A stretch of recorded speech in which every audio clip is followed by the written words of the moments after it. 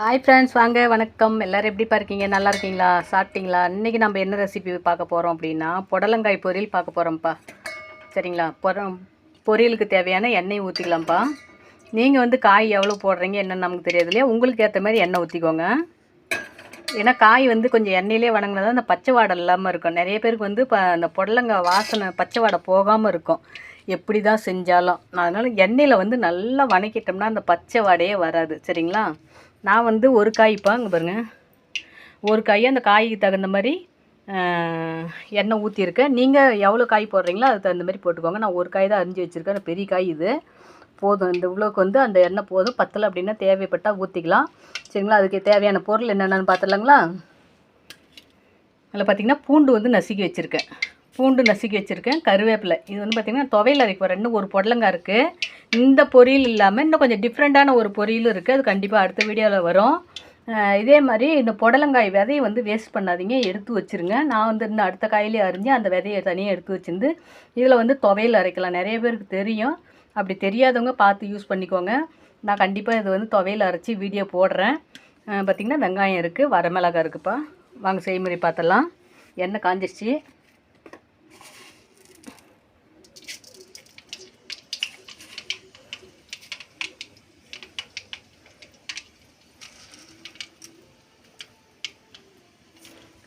எண்ணெய் கடுகு பொரிஞ்சிட்டு இருக்கும்போது கொஞ்சம் கடலப்பருப்பு போட்டுக்கோங்கப்பா. அடுத்தது பார்த்திங்கன்னா கருப்பு உடச்ச உளுந்து நல்லாயிருக்கும். எண்ணெயில் போட்டு கருப்பு உடச்ச உளுந்து வந்து வாசனையாக சூப்பராக இருக்கும். நான் எப்பயுமே கொஞ்சம் சேர்த்தே போட்டுக்குவேன். உங்களுக்கு தேவைன்னா போட்டுக்கோங்க, இல்லைன்னா விட்டுருங்க. அடுத்து பார்த்திங்கன்னா பூண்டு கருவேப்பிலை ஒட்டுக்க போட்டுடலாம். அடுத்தது வெங்காயம் போட்டுக்கலாம்ப்பா.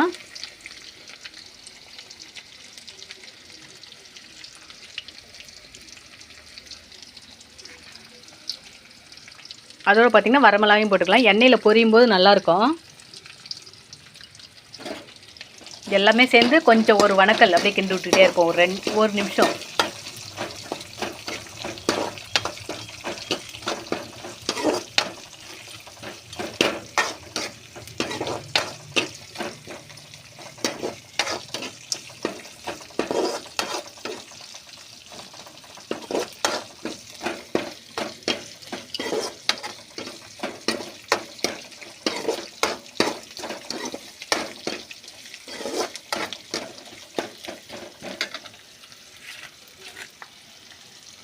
அடுத்தது காய் போட்டுக்கலாம்ப்பா.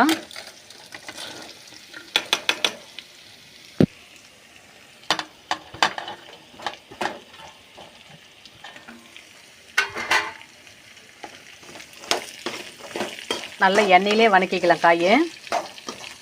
இப்போ நான் ஊற்றின எண்ணெய்க்கும் இந்த காய்க்கும் சரியாக இருக்கும், நல்லா வணங்குற வரலையும்.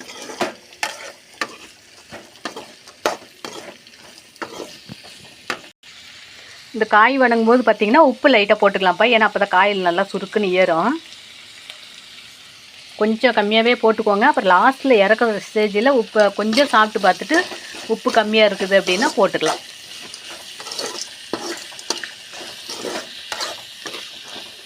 நல்லா அடி பிடிச்சிடாமல் அடிக்கடி கிண்டி விட்டுக்கிட்டே இருக்கணும். கொஞ்சம் மஞ்சள் தூள் கொஞ்சம் போட்டுக்கலாம்ப்பா. மஞ்சள் தூளும் பார்த்திங்கன்னா அளவாக கொஞ்சமாக போட்டுக்கோங்க. கால்வாசி வணங்கியிருக்கு. இன்னும் கொஞ்சம் நேரம் நல்லா வணங்கணும்.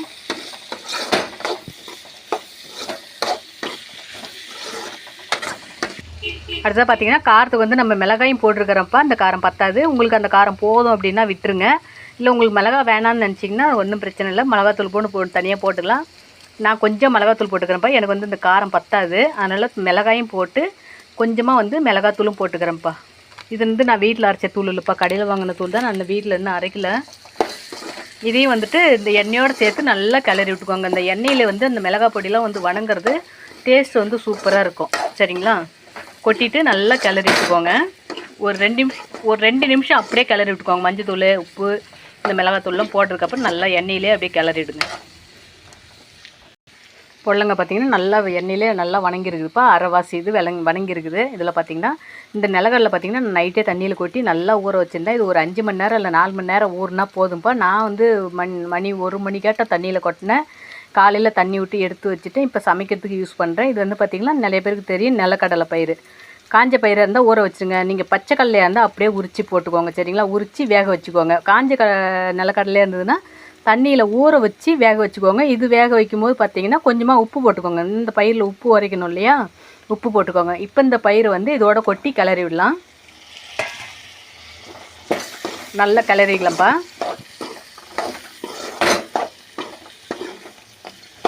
சூப்பராக இருக்கும்.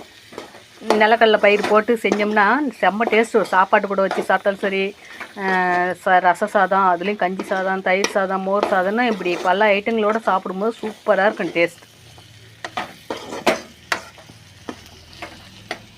இப்போ பார்த்தீங்கன்னா கொஞ்சமாக தண்ணி ஊற்றிக்கலாம்ப்பா. ஏன்னா காய் இன்னும் கொஞ்சம் வேகணும். அந்த நிலக்கடலை பயிர்லேயும் காரம் உப்புலாம் உரைக்கணும் இல்லையா, அதுக்காக கொஞ்சமாக தண்ணி ஊற்றி கிளறி விட்டுக்கலாம். நல்லா வேகட்டும். இந்த தண்ணி இழுக்கிற அளவுக்கு இழுத்துச்சுன்னா அப்படியே இறக்கிடலாம் சரிங்களா. கொஞ்சம் நேரம் கழிச்சு பார்க்கலாம், அப்படியே வேகட்டும். அது பார்த்திங்கன்னா நான் வந்து எந்த சமையல் செஞ்சாலும் மூடிலாம் வைக்கவே மாட்டேன்ப்பா. ஏன்னா மூடி வச்சோம்னா சப்போஸ் அடி பிடிச்சிரும், புகை வடை வந்துடும். அதனால் எந்த ஒரு சமையலுமே நான் மூடி போட்டுலாம் செய்யவே மாட்டேன். இப்போ ஒரு வேளை பருப்பு வேக வைக்கிறோம், சாம்பார் கொதிக்கணும் அப்படின்னா மட்டும்தான் அந்த பிரச்சனை மட்டும்தான், அந்த சமையல் மட்டும்தான் நான் அதுமாரி மூடி வைப்பேன். இந்தமாரி காய் வேகிறதுக்கு இதுக்கெல்லாம் மூடி வைக்க மாட்டேன். அதே வெந்துடும். நம்ம சும்மா சட்டிக்கு ஒரு தடவை அடி பிடிச்சிக்குமோ என்னமோன்னு கிளறி விடணும் இல்லையா.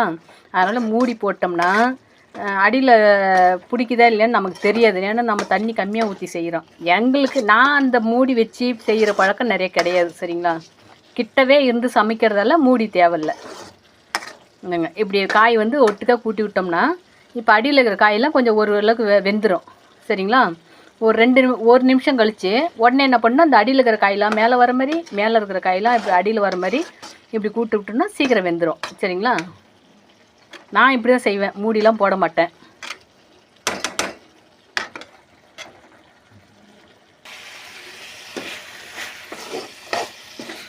தண்ணிலாம் நல்லா சுண்டி போச்சுப்பா.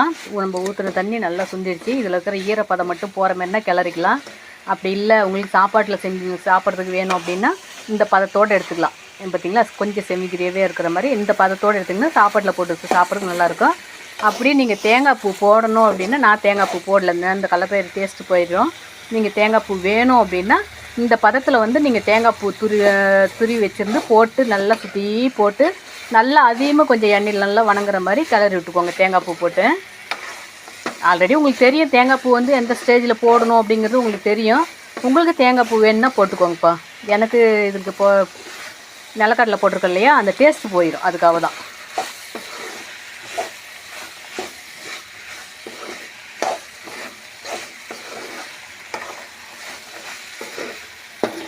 சரிப்பா, அடுத்து ஒரு நல்ல வீடியோவில் சந்திப்போம் ஓகேங்களா. இப்போ இதே புடலங்காய் பொரியல் இன்னொரு மாடலும் இருக்குது, கண்டிப்பாக அதுவும் போடுறேன். புளிச்சிக்கிற எப்படி கடையிறதுன்னு சொல்லி அந்த வீடியோவும் இருக்குது. புடலங்காய் விதையை வந்து எப்படி சட்னி அரைக்கிறது, துவையல் மாதிரி அரைக்கலாம், சட்னி மாதிரி அரைக்கலாம், எப்படி அரைக்கிறதுன்னு அது ஒரு வீடியோ இருக்குது சரிங்களா. தொடர்ந்து அப்படியே நல்ல சமையல் இடையே எனக்கு தெரிஞ்ச நல்ல நல்ல வீடியோ வந்துகிட்ருக்கோம். முடிஞ்சு உங்களுக்கு டைம் இருந்தால் கண்டிப்பாக ஃபுல் வீடியோ பார்த்துட்டு சமைச்சு சாப்பிடுங்க. ஓகேப்பா, சூப்பராக இருந்துச்சு. நான் வந்து உப்பு காரம் எல்லாம் பார்த்துட்டேன். எனக்கு வந்து உப்பு காரம் எல்லாமே போதும். இந்த ஸ்டேஜில் வந்து நீங்கள் உப்பு காரம் வேணுனாலும் பார்த்து லைட்டாக உப்பு வேணால் போட்டுக்கோங்க, மிளகாத்தூள் வேணுனாலும் கொஞ்சம் சேர்த்துக்கோங்க சரிங்களா. ஓகேப்பா, அப்படிதான் புடலங்காய் பொரியல் ரெடி. சூப்பரான புடலங்காய் நல்லாயிருக்கும். சாப்பாட்டில் போட்டு சுடு சாப்பாட்டில் போட்டு சாப்பிடும்போது பாருங்கள், சாப்பாடு அங்கே வெந்துட்டு வடித்து விட்ருக்கு பாருங்கள். சாப்பாடு வந்து நாங்கள் எப்பயுமே வடித்து தான் சாப்பிடுவோம். ஓகேப்பா, பாய்.